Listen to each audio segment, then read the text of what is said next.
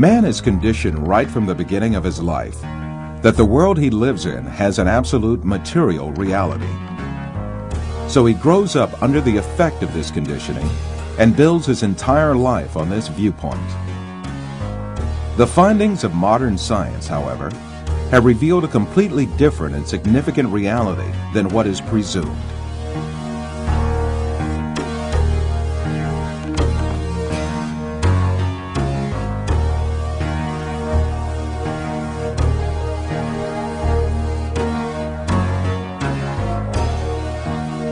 All the information that we have about the external world is conveyed to us by our five senses. The world we know of consists of what our eyes see, our ears hear, our noses smell, our tongues taste, and our hands feel. Man is dependent on only those five senses since birth. That is why he knows the external world only the way it is presented by these senses. Yet, scientific research carried out on our senses has revealed very different facts about what we call external world. And these facts have brought to light a very important secret about matter, which makes up the external world.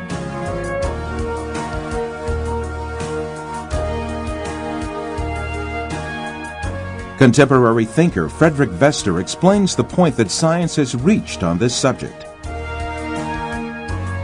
Statements of some scientists posing that man is an image, everything experienced is temporary and deceptive, and this universe is a shadow, seems to be proven by science in our day. In order to better grasp this secret behind matter, let us be reminded of our information about our sense of sight, which provides us with the most extensive information about the external world.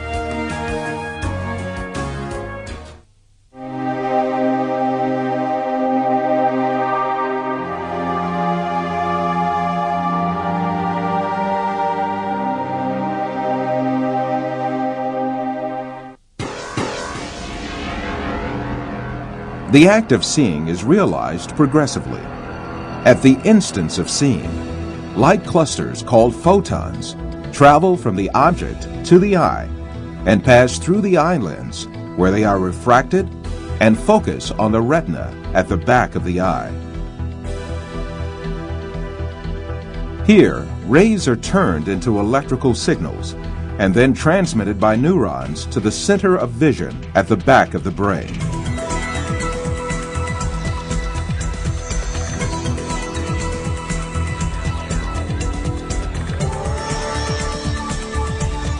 The act of seeing actually takes place in this center in the brain.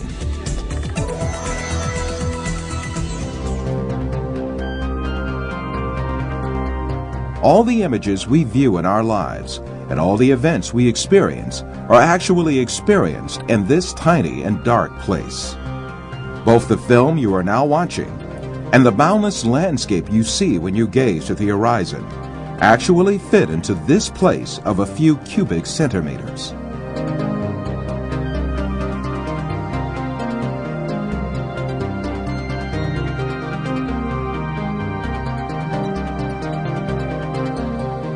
Now, let us reconsider this information more carefully. When we say we see, we actually see the effect the rays reaching our eyes form in our brain by being converted into electric signals. When we say we see, we actually observe the electrical signals in our brain. By the way, there is another point that has to be kept in mind. The brain is sealed to light, and its interior is absolutely dark. Therefore, it is never possible for the brain to contact with light itself. We can explain this interesting situation with an example. Let us suppose that in front of us there is a burning candle, and we view its light. During this period, when we view the candle's light, the inside of our skull and our brain are in absolute darkness. The light of the candle never illuminates our brain and our center of vision. However, we watch a colorful and bright world inside our dark brain.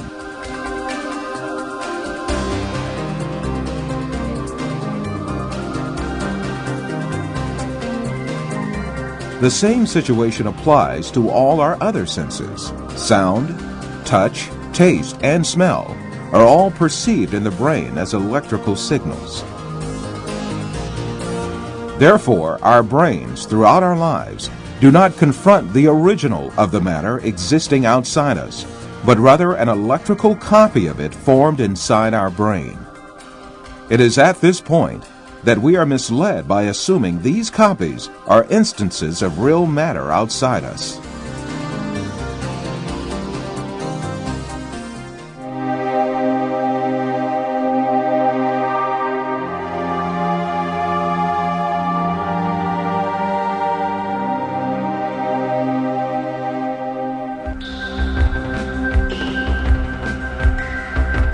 These physical facts make us come to an indisputable conclusion. Everything we see, touch, hear, and perceive is matter. The world, or the universe, is only electrical signals in our brain.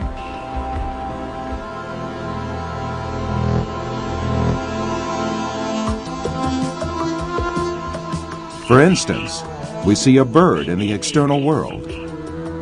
In reality, this bird is not in the external world, but in our brain. The light particles reflecting from the bird reach our eye, and there they are converted into electrical signals.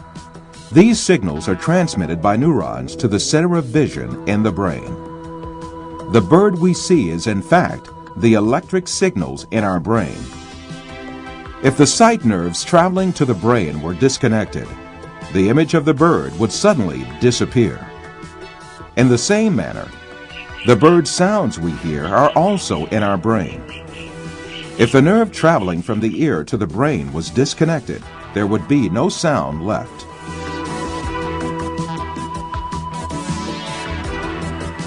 Put simply, the bird, the shape of which we see, and the sound of which we hear, is nothing but the brain's interpretation of electrical signals.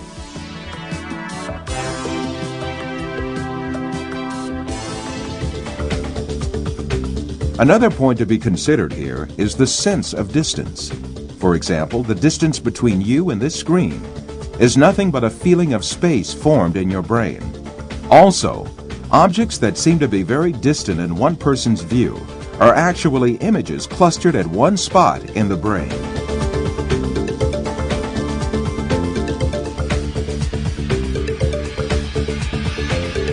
For instance, someone who watches the stars in the sky assumes that they are millions of light years away from him. Yet the stars are right inside himself and the center of vision of his brain.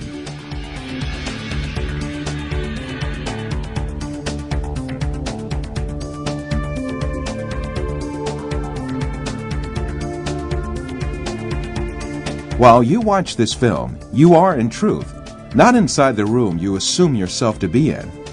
On the contrary, the room is inside you.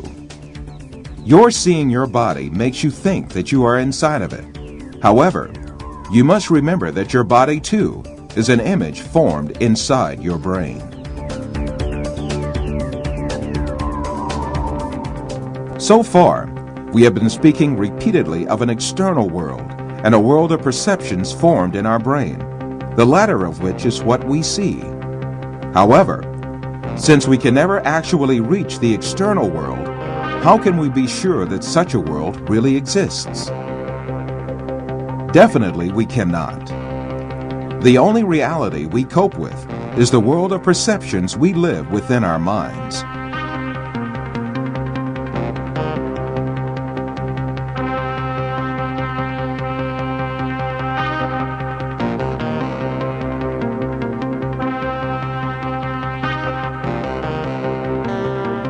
We believe in the existence of objects just because we see and touch them, and they are reflected to us by our perceptions. However, our perceptions are only ideas in our mind. Thus, objects we captivate by perceptions are nothing but ideas, and these ideas are essentially in nowhere but our mind. Since all these exist only in the mind, then it means that we are beguiled by deceptions when we imagine the universe and things to have an existence outside the mind. To imagine matter to have an existence outside the mind is indeed a deception. The perceptions we observe may well be coming from an artificial source. It is possible to see this in the mind's eye by an example.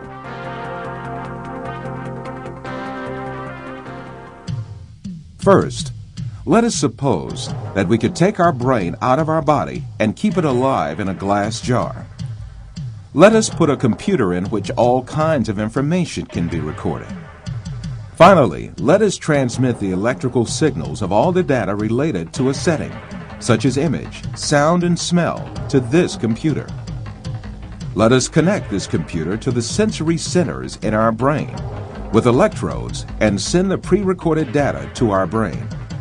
As our brain perceives these signals, it will see and live the setting correlated with these. From this computer, we can send to our brain also signals pertaining to our own image. For instance, we can send to our brain the electrical correlates of such senses as sight, hearing, and touch that we perceive while we sit at a desk. In that state, our brain would think itself as a businessman sitting in his office.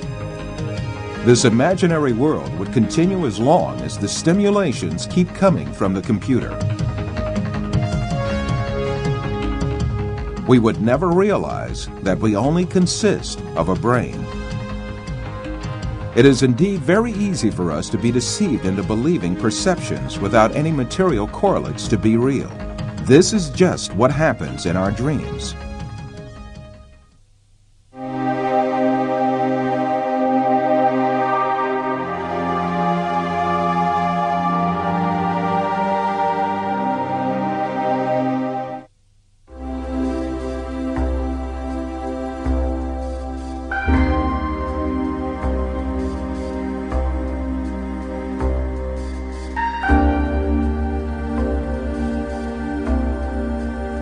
For you, reality is all that can be touched with the hand and seen with the eye.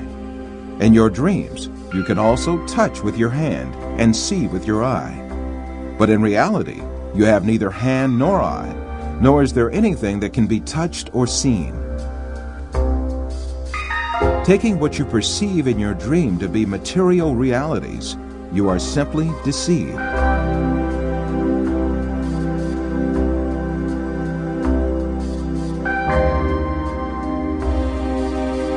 For example, a person deeply asleep in his bed may see himself in an entirely different world in his dream. He may dream that he is a pilot and command a giant airplane, and even spend a great effort to command the plane. In fact, this person has not taken even one step away from his bed. In his dreams, he may visit different settings and meet with friends, have a chat with them, eat and drink together. It is only when the person awakes from his dream that he realizes all were only perceptions. If we are able to live easily in an unreal world during our dreams, the same thing can equally be true for the world we live in.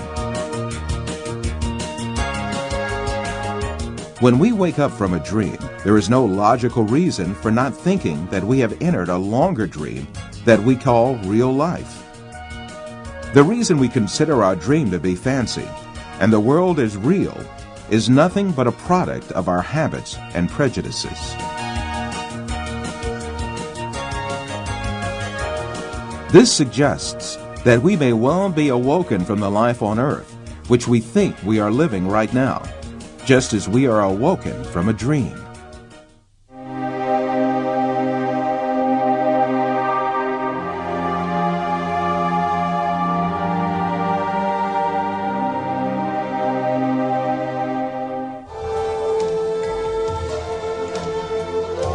After all these physical facts arises the question of primary importance. If all physical events that we know are intrinsically perceptions, what about our brain?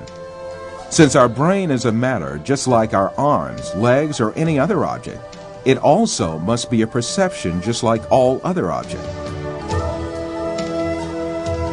An example will illuminate the subject further. Let us think that we extend the nerves reaching our brain and put it outside our head, where we can see it with our eyes. In this case, we would be able to see also our brain and touch it with our fingers. This way, we can understand that our brain is also nothing but a perception formed by the senses of vision and touch. Then, what is the will that sees, hears, and perceives all other senses if it is not the brain? Who is it that sees, hears, touches, and perceives the taste and smell? Who is this being that thinks, reasons, has feelings, and moreover that says, I am me? One of the important thinkers of our age, Karl Popper, also poses the same question. Since the Greeks, philosophers have been thinking about the ghost in the machine, the small man within the small man, etc. Where is I, the person who uses his brain? Who is it that realizes the act of knowing? As St. Francis of Assisi said, what we search for is the one that sees. In fact, this metaphysical being that uses the brain, that sees and feels, is the soul. What we call the material world is the aggregate of perceptions viewed and felt by this soul. Just as the bodies we possess and the material world we see in our dreams have no physical reality, the universe we occupy and the bodies we possess now also have no physical reality. The real absolute being is the soul. Matter consists merely of perceptions viewed by the soul.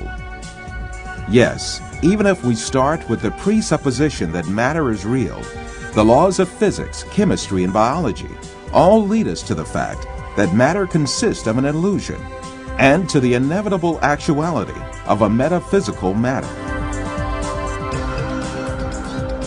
This is the secret beyond matter. This fact is so definite that it alarms some materialist scientists who think matter to be the absolute being.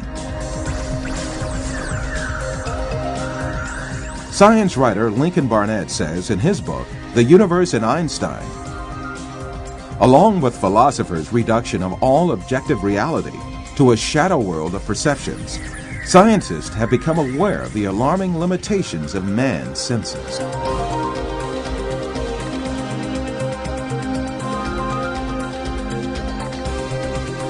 All these facts bring us face to face with a very significant question. If the thing we acknowledge to be the material world is merely comprised of perceptions given to our soul, then what is the source of these perceptions?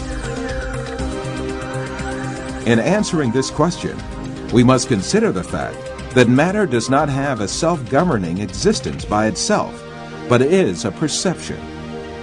Therefore, this perception must have been caused by another power, which means that it must have been created. Moreover, this creation must be continuous. If there were not a continuous and consistent creation, then what we call matter would disappear and be lost. This may be likened to a television on which a picture is displayed as long as the signal continues to be broadcast. If the broadcast stops, the image on the screen will also disappear.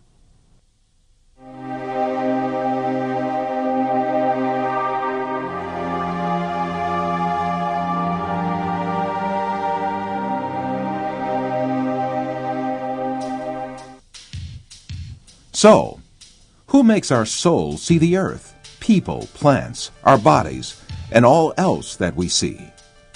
It is very evident that there is a superior creator who has created the entire material universe. That is, the sum of all perceptions, and continues his creation ceaselessly. Since this creator displays such a magnificent creation, he surely has eternal power and might.